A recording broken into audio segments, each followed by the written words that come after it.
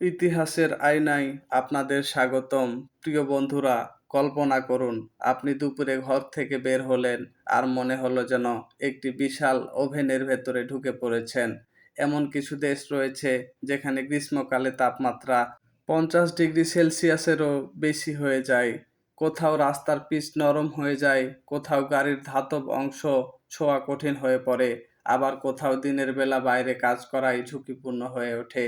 আজকের ভিডিওতে আমরা জানব পৃথিবীর সবচেয়ে উষ্ণ দেশসমূহ সম্পর্কে। এই তালিকাটি বিভিন্ন আন্তর্জাতিক জলবায়ু ও আবহাওয়া ভিত্তিক তথ্যের ভিত্তিতে তৈরি, যেখানে নিয়মিতভাবে বিশ্বের সর্বোচ্চ তাপমাত্রার কিছু রেকর্ড করা রয়েছে।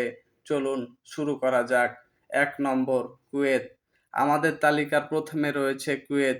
২০১৬ সালে কুয়েতের মিত্রিবাহ এলাকায় ৫৪ ডিগ্রি সেলসিয়াস তাপমাত্রা রেকর্ড করা হয়, যা এশিয়ার সর্বোচ্চ নির্ভরযোগ্যভাবে নথিভুক্ত তাপমাত্রাগুলোর একটি। গ্রীষ্মকালে দেশটির অনেক এলাকায় ৫০ ডিগ্রি সেলসিয়াসের কাছাকাছি বা তারও বেশি তাপমাত্রা দেখা যায়, তাই দিনের বেলায় বাইরে কাজ করা অত্যন্ত কষ্টকর হয়ে পড়ে। ২ নম্বর, সংযুক্ত আরব আমিরাত। দ্বিতীয় স্থানে রয়েছে সংযুক্ত আরব আমিরাত। দুবাই ও আবুধাবির মতো আধুনিক শহরের পাশাপাশি দেশটির বিশাল মরুভূমি অঞ্চলে গ্রীষ্মকালে অনেক সময় ৫০ ডিগ্রি সেলসিয়াস বা তারও বেশি তাপমাত্রা রেকর্ড হয়। তীব্র গরমের কারণে শীততাপ নিয়ন্ত্রিত ব্যবস্থা এখানকার দৈনন্দিন জীবনের অপরিহার্য অংশ। ৩ নম্বর, ইরাক। তৃতীয় স্থানে রয়েছে ইরাক। বিশেষ করে দক্ষিণ অঞ্চলের বসরা অঞ্চল বিশ্বের সবচেয়ে উষ্ণ বসবাসযোগ্য এলাকাগুলোর একটি। এখানে একাধিকবার ৫৩ ডিগ্রি সেলসিয়াস তাপমাত্রা রেকর্ড হয়েছে। প্রচণ্ড গরমের কারণে অনেক মানুষ দিনের পরিবর্তে সন্ধ্যা বা রাতে কাজ করতে স্বাচ্ছন্দ্য বোধ করেন। ৪ নম্বর, সৌদি আরব। চতুর্থ স্থানে রয়েছে সৌদি আরব।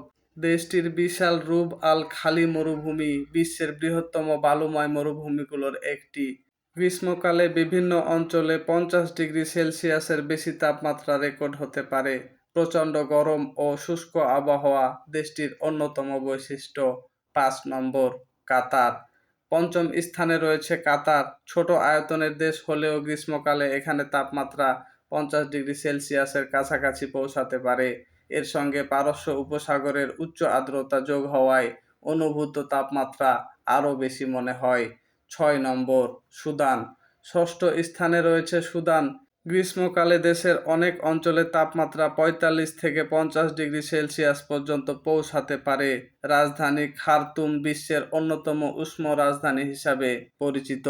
৭ নম্বর, মালি। সপ্তম স্থানে রয়েছে মালি। দেশটির উত্তরাংশ সাহারা মরুভূমির অন্তর্ভুক্ত। গ্রীষ্মকালে অনেক এলাকায় তাপমাত্রা ৪৮ ডিগ্রি সেলসিয়াসের কাছাকাছি পৌঁছে যায়। ধূলিঝড়, দীর্ঘ খরা এবং মরুভূমির পরিবেশ এখানকার সাধারণ বৈশিষ্ট্য।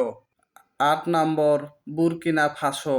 অষ্টম স্থানে রয়েছে বুরকিনা ফাসো। বার্ষিক গড় তাপমাত্রার হিসাবে এটি বিশ্বের অন্যতম উষ্ণ রাষ্ট্রগুলোর একটি। নিয়মিত খরা ও তাপপ্রবাহের কারণে কৃষি ও পানির সরবরাহ এখানে বড় চ্যালেঞ্জ। আমাদের তালিকার সর্বশেষ এবং ৯ নম্বর দেশ, নাইজার। নবম স্থানে রয়েছে নাইজার।